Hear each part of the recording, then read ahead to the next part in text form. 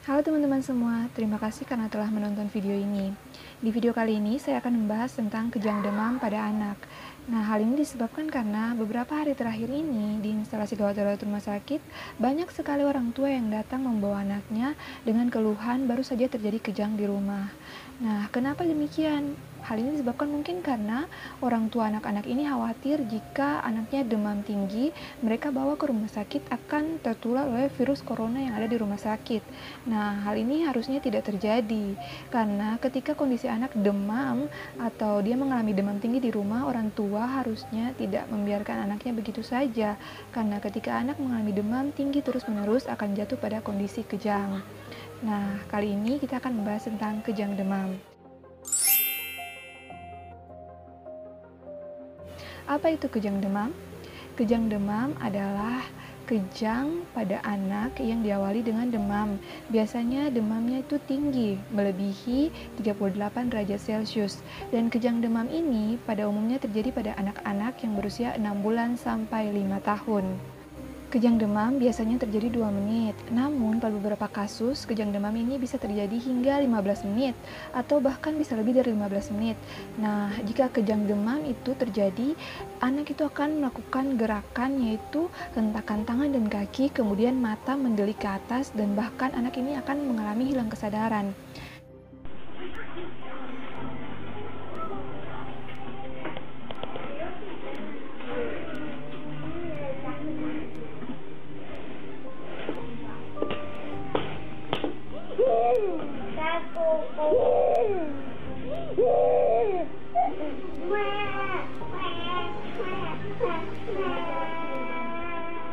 Nah, ketika kejang demam itu sudah bisa sampai lebih dari 15 menit atau dalam 24 jam itu terjadi kejang lebih dari satu kali, maka itu dinamakan kejang demam kompleks. Nah, saat mengalami kejang lebih dari satu kali dalam 24 jam atau kejangnya sudah lebih dari 15 menit, itu harus segera dibawa ke rumah sakit atau IGD. Hal ini disebabkan karena kalau tidak segera dibawa dan anak akan mengalami kejang lagi, maka anak itu bisa beresiko untuk mengalami epilepsi di kemudian hari. Memang tidak mengalami kecacatan pada otak, namun ada resiko untuk terjadi kejang lagi atau epilepsi di kemudian hari itu besar pada anak yang mengalami kejang demam kompleks. Nah, kalau begitu, apa saja yang dapat menyebabkan sampai terjadi kejang demam pada anak? Nah, biasanya kejang demam ini disebabkan karena imunisasi. Jadi biasanya anak-anak 12-18 bulan itu sering terjadi kejang demam. Hal ini disebabkan mereka sedang aktif dalam masa imunisasi.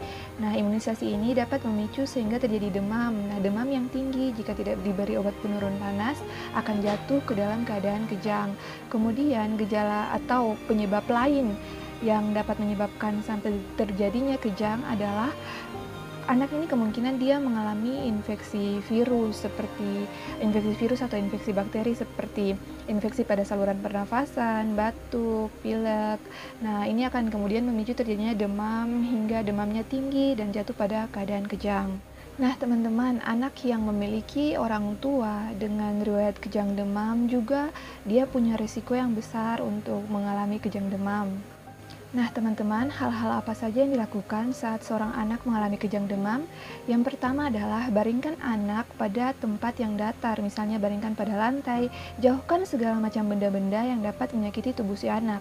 Kemudian, miringkan tubuh si anak agar muntah ataupun air liur yang keluar saat anak mengalami kejang itu tidak menyumbat saluran pernafasan. Nah, ketika anak mengalami kejang kan tidak boleh baringkan dalam posisi terlentang, tapi miringkan dia supaya muntah atau air liur yang keluar itu tidak menghambat saluran pernafasan. Kemudian buka atau longgarkan pakaian-pakaian dan kemudian tidak boleh memasukkan benda-benda apapun yang dapat mengganggu saluran pernafasan atau membuat anak lidahnya tergigit.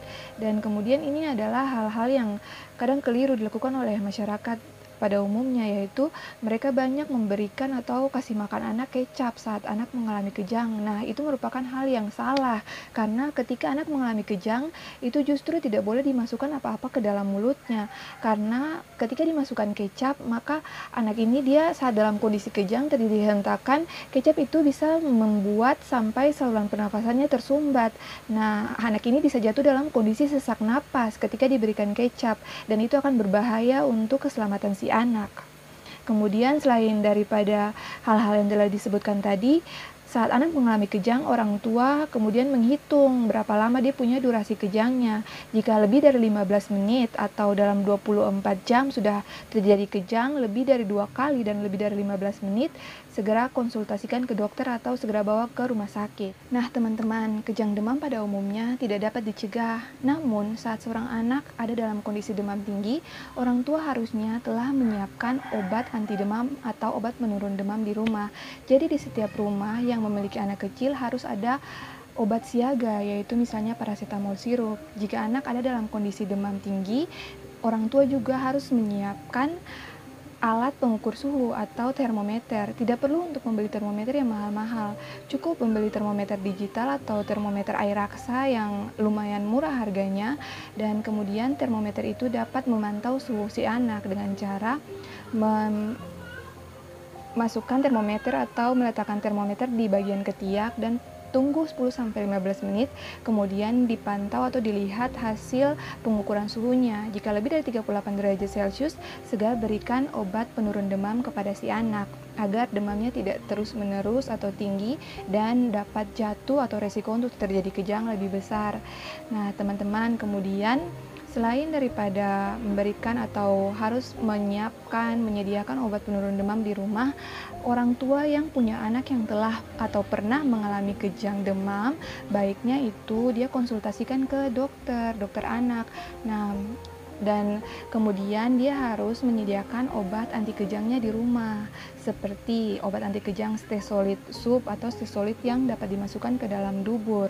Itu merupakan obat anti kejang ataupun obat penurun demam yang dapat dimasukkan ke dalam dubur, seperti Pirexin suppositoria yang dapat dimasukkan ke dalam dubur.